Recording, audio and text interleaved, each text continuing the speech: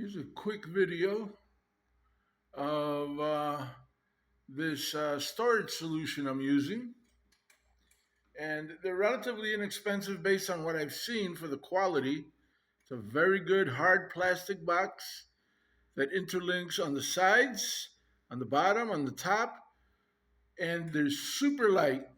And since the um, AFX cars are so light, that puts no stress whatsoever on my wall.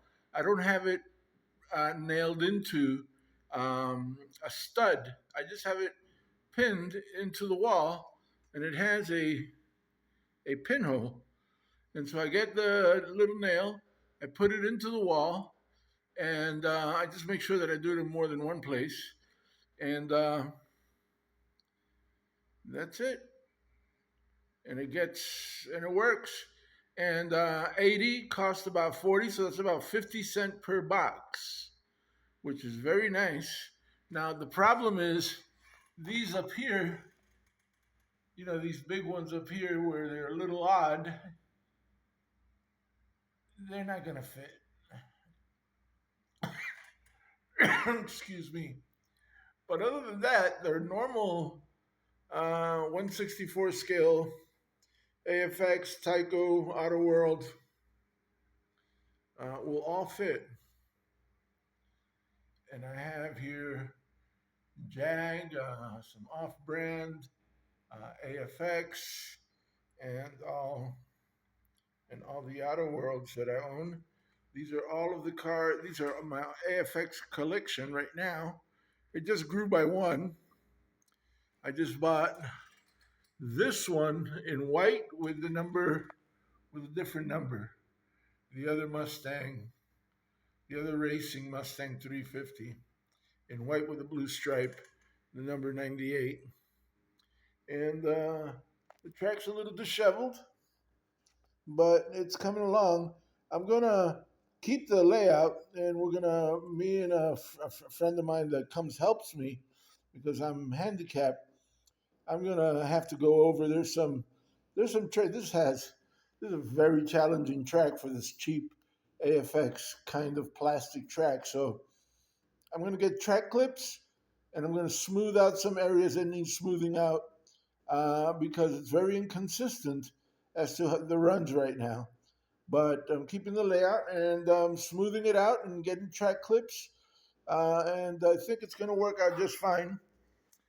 Slow as I go. This is for the rest of my life. I'm going to be doing this as God permits. Uh, and I'm just a novice, as you can tell by my number of AFX cars.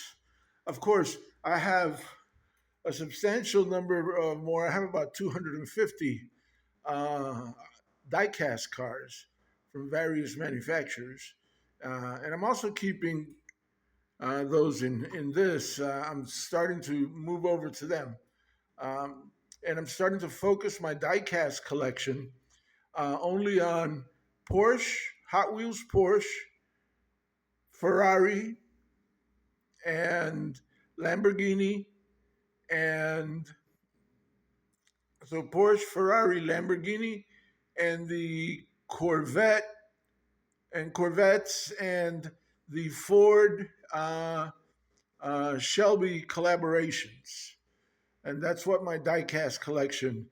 So Porsche, Ferrari, Lamborghini, Corvettes, and the Ford Shelby diecast Ford Shelby collaborations, historical vehicle collaborations. The Pantera was a Ford Shelby. Uh, of course, all of the different Ford Shelby Cobras, the different type of Cobras, the GTs, and so on and so forth. Um, the Daytona, and which is a Cobra as well. So all of those, and I really love those. And Hot Wheels makes some really good models of those. So I'm gonna get those. All of the Corvettes, whatever's a Corvette, I'm collecting um, without being redundant. And this, I'm just gonna continue in this way. I want to get more Can-Am cars. I got these two from Jag Can-Am cars, and they run very sweet. They're real magnet monsters, and they run very fast and very sweet. But the track is off. The track has got some bumpy spots, some spots where a car with this level of magnet downforce won't go through because it's got a little, the track sticks up a little bit and it's very flat to the ground. So I got to fix it. I mean, I have run the circuit with that a few times, but right now it's hit or miss right now, and I want to get it tuned up. So I'm doing that. Also, I'm going to make a video relatively soon, within the next month or so. Almost all of these need um, to be cleaned up and tuned up and that type of thing.